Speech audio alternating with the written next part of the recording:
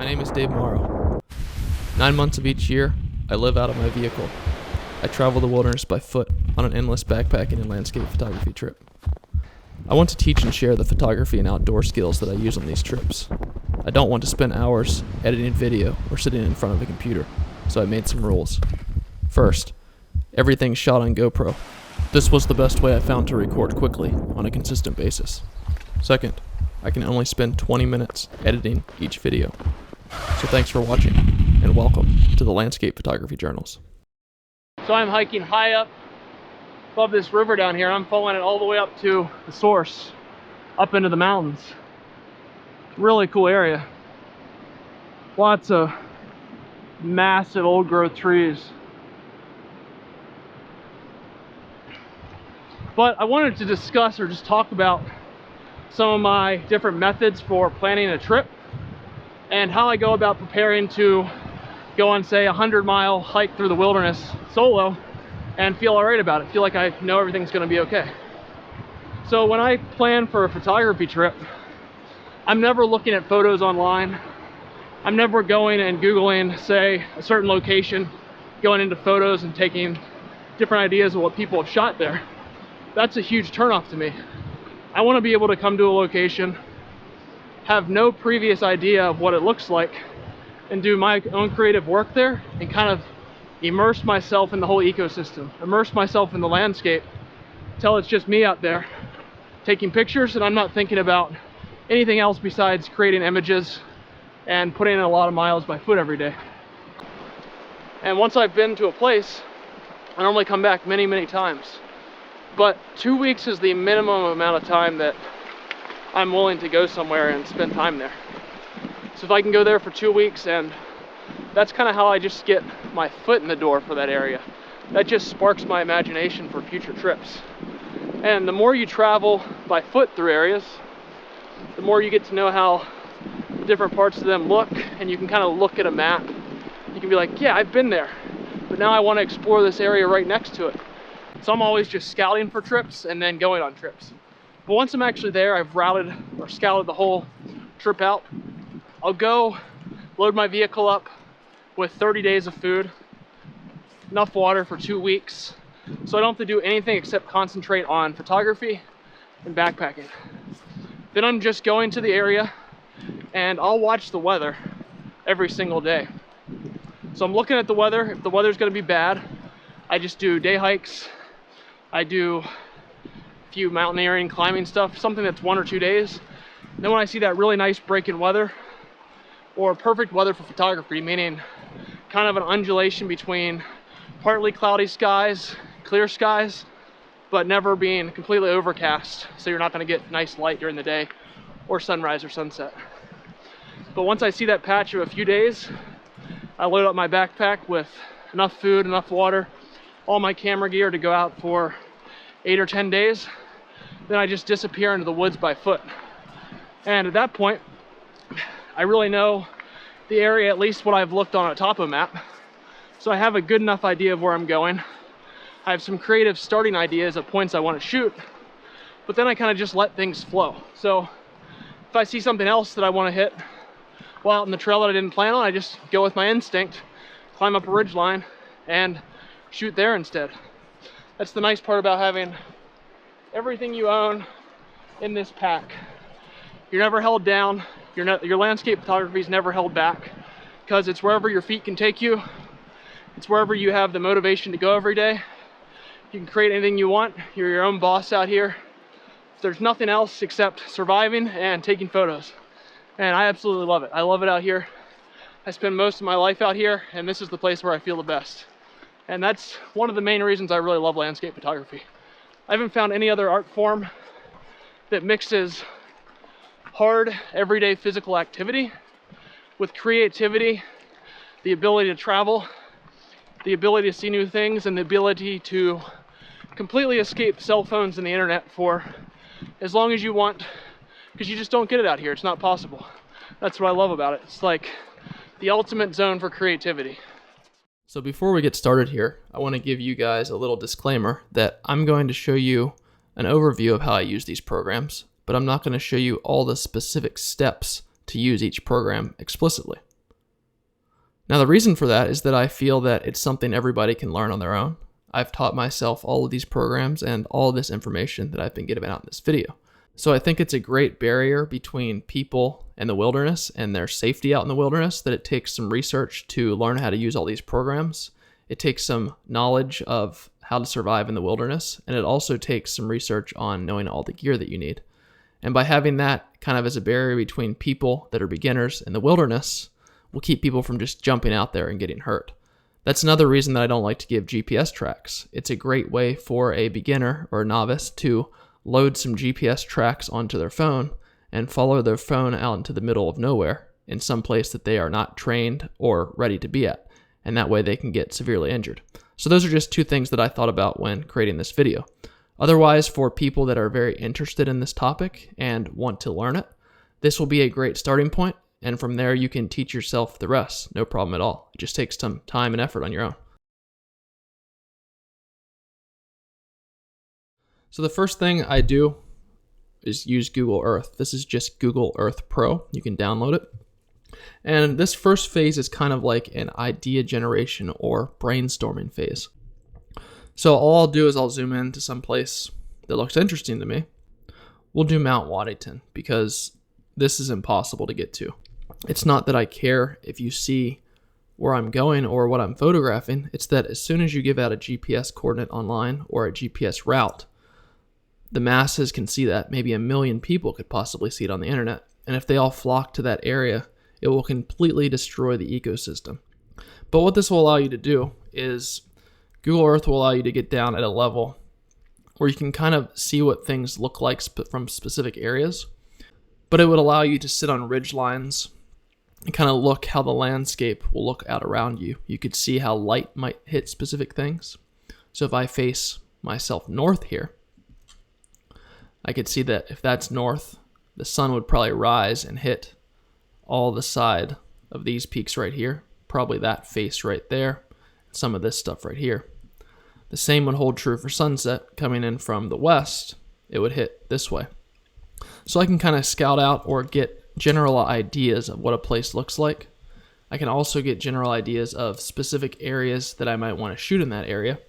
Or I can use this, as I'll show you here in a little bit, to actually scout specific routes to that area after I have more information using topographic maps. So that's the first phase. I'm always brainstorming to get ideas for new trips. Every year I try to do a huge amount of trips, and for every single state in the United States, including Colorado and west of it, I have an actual map for that state. So this little drop down right here has all my Washington state trips which are upcoming. I'll kind of show you how this works from a broad perspective. I have these itemized, and you'll notice here that there are now all these little GPS lines. So what I do is I itemize each trip after I've planned for it, and I make a GPS route of where I'm going to travel. I use a website called CalTopo to do that. I itemize them here in these drop downs by the mileage of the trip, and then I do the trip season by color. So green is spring, yellow summer, orange fall, and then blue winter. So when I go to a specific state, I'll just load up all these pre-scouted trips, which I've spent hours and hours planning for.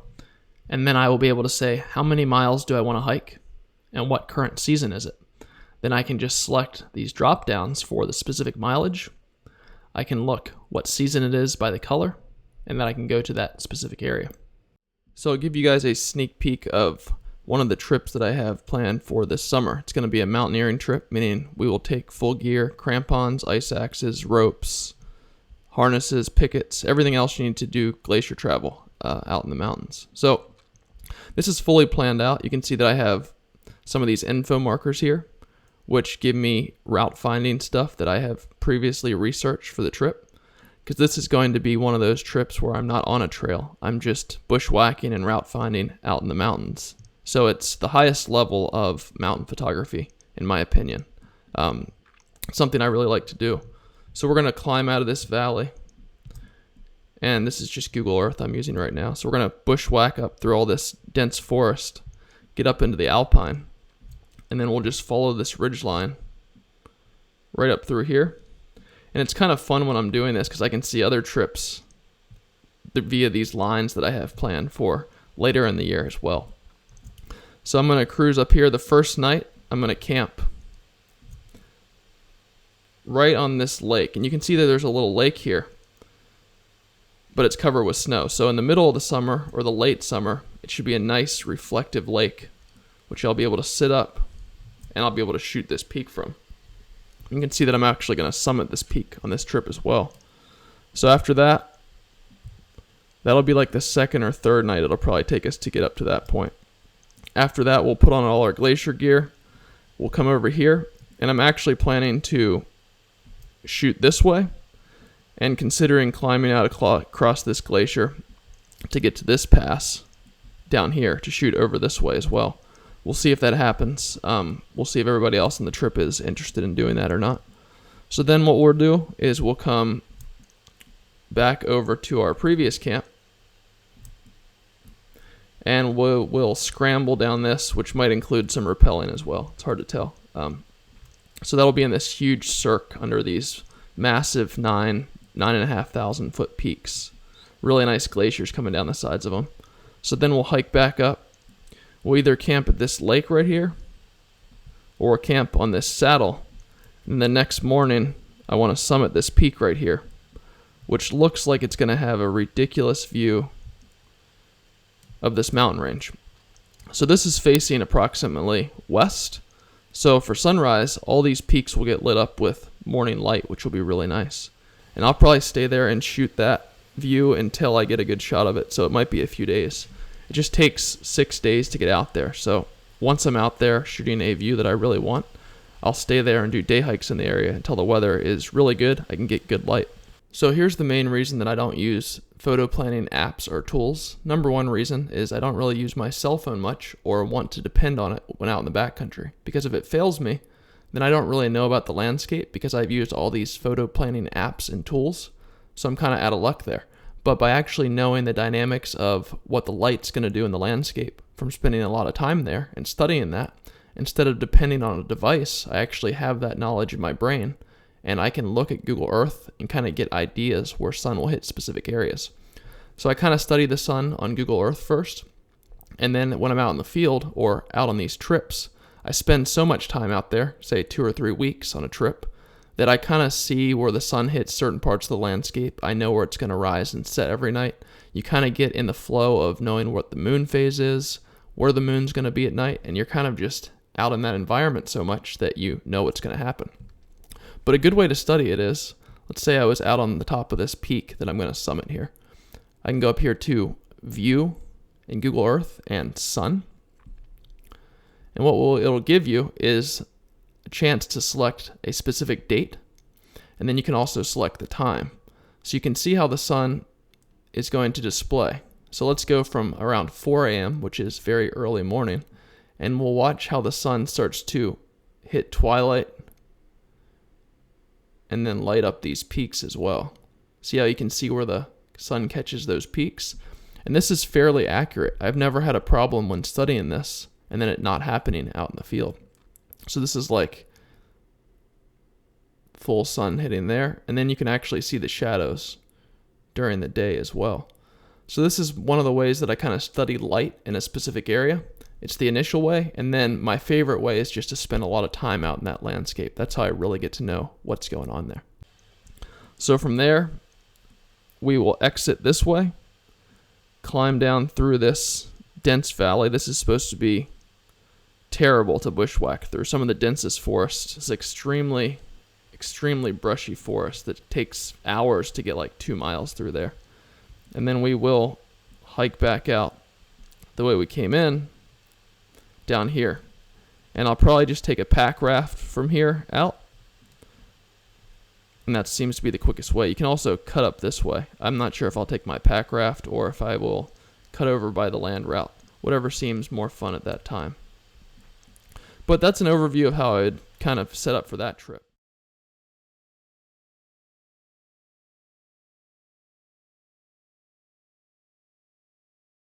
So before I can load that up, I need to use a program called Caltopo. CalTopo is a mapping or GPS software which allows you to see topographic maps of the entire United States. I'm sure this exists for other places in the world as well. I basically stick to traveling everywhere west of Colorado. This area west of Colorado in the US, as well as up into Canada, the coastal ranges of Alaska, up into Denali, and places such as the Brooks Range, will keep me busy for the rest of my life. I can travel these areas with my vehicle, meaning I can go on a trip where I'm completely self-supported. I'm carrying all my photography gear for 3 or 4 months, and then I can easily travel and adventure to all these spots without having to worry about airplanes. So it's a very efficient way for me to visit all these spots. But we'll just go to a range in the middle of nowhere in Nevada. So when you zoom in on CalTopo, you can see that it's actually shaded topographic maps. And you can actually change all these different drop downs to different map types. So I use all different ones depending on what I'm trying to do. You can also do what's called slope angle shading. So it will overlay the slopes of how steep these hills are or mountains. You can see the angularity here. That provides me good ways for route finding through passes or anywhere that I'm hiking off trail and I don't have an actual trail to follow. I'll turn that off for now. But the nice part here is that I can do a lot of research and planning. It's 100% necessary to know how to read topographic maps, and it's also 100% necessary to know how to navigate them with just a compass and a topographic map that should be a hard copy, which you can actually carry. After you learn how to do that, you can rely or use as help a GPS. So I just use my phone as a GPS device. I downloaded an Android app called Backcountry Navigator Pro. So without a data connection, your phone will still receive GPS signal, and you can pre-download all your maps so you can use that. Another program for iPhone is called Gaia GPS, which my brother uses. He likes that one. Now within CalTopo, I actually have an account here with a lot of saved maps in it. So if you wanted to sign up for this, it's free, but I would highly recommend using the paid version because it has a lot more and better features. So I can just add a line. Say I wanted to hike in here. I'll just do this quickly, but I could basically scout out or add a specific route that I wanted to do in an area. If I was actually doing this, I would take a long time to do it because my survival depends on it. Let's just say I did, this would be an almost impossible route, but let's say I did it. Something like that. So there's just a loop hike. You can see by clicking this, you can get terrain statistics and profile. So if I double click on that, it'll show me my profile of the hike, all the aspect ratios, elevations, the different land covers and things like that. I can also print this out as a full topographic map, which is very nice. So if I don't have an actual hard copy map of the area yet, I could print this out on regular paper or waterproof paper and take it out with me in the backcountry. The really nice function of this, though, is I can download these files as Google Earth KML files. So if you have the pro version of CalTopo, you can actually download a KML file which will sync with Google Earth. So when you change any of your maps on CalTopo, they will automatically change on Google Earth. But this is the non-logged in version, so it doesn't have that option. I'll just hit download KML file here. Export. So if I just grab this and I drag it into Google Earth, you'll see it's going to navigate to that area. And now it overlays on Google Earth that actual route right there.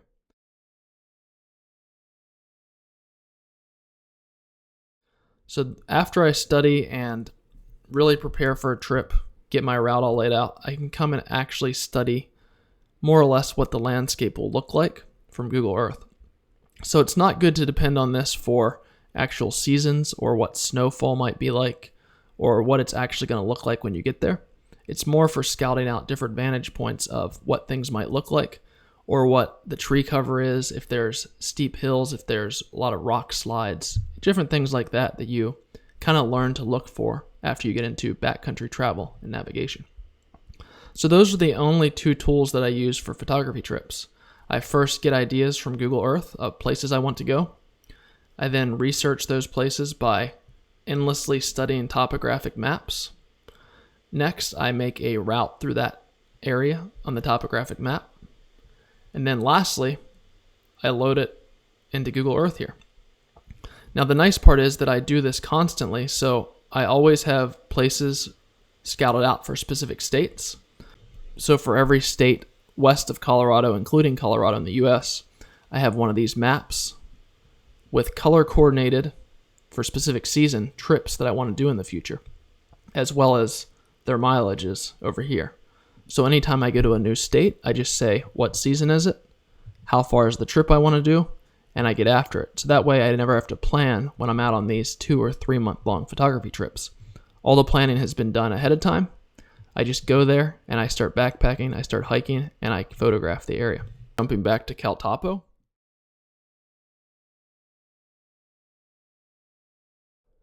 When I'm going to go on this trip, I'm constantly studying the weather throughout the year. So I want to see what the weather averages are going to be like in the specific time where I'm going to that area. Now, if I right click anywhere on this map, I can go here to make a new line like I just did, and all these other options. But down here, I also have a few cool options such as NOAA forecast. Now, NOAA is just the United States government's weather service. They provide an extreme amount of information and data for free online. I'm sure other countries have something like this as well, depending on where you live.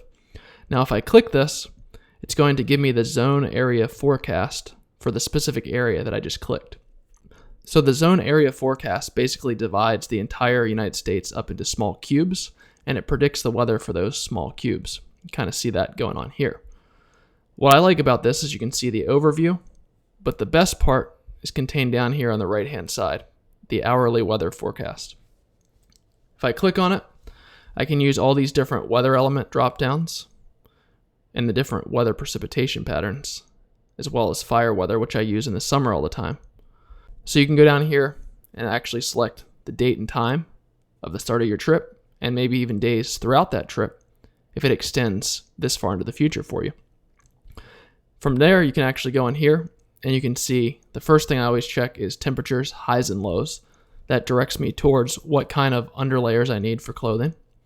Then I go to sky cover to see which specific days low and high pressure systems might be rolling in or out, meaning there'll be patches of clouds, sunshine, very cloudy skies, or nearly no clouds at all.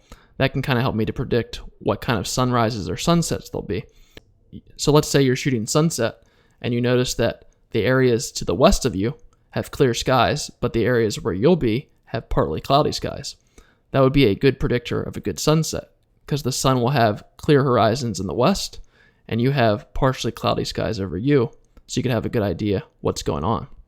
Then you can also turn on the rain, relative humidity, and anything else like wind gusts and stuff like that, which is helpful when you're up in the mountain peaks. So that's a good option that is featured in CalTopo. So hopefully that'll help you guys out when planning or exploring the world or taking your photography trips to the next level. Thanks for watching. I will see you guys next Tuesday.